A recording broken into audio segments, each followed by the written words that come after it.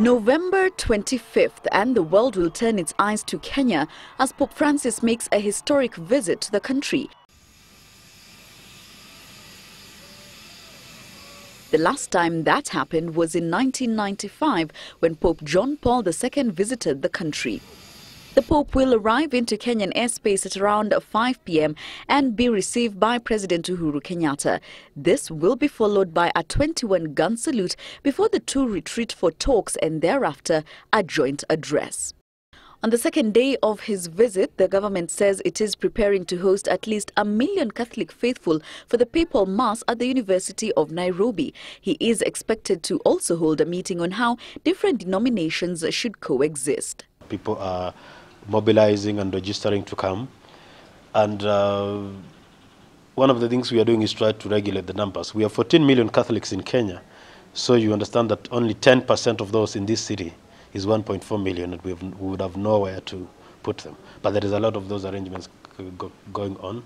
Citizen TV has learned that Pope Francis and his team turned down a state dinner in his honor.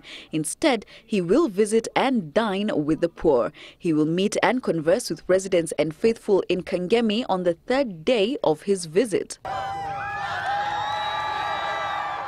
His has been a show of humility. In his recent visit to the United States, he rejected a flashy motorcade, instead opting to tour like this.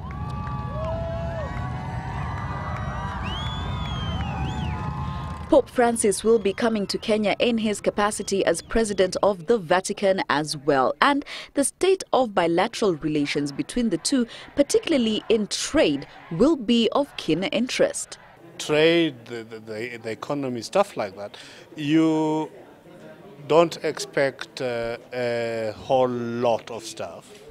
So you won't be signing agreements and things like that. If you think from our tourism perspective, a papal visit is followed really globally.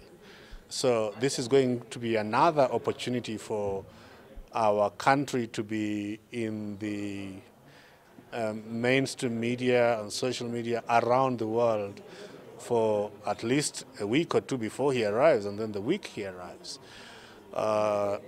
Kenya is his first stop in a three-nation tour covering also Uganda and the Central African Republic.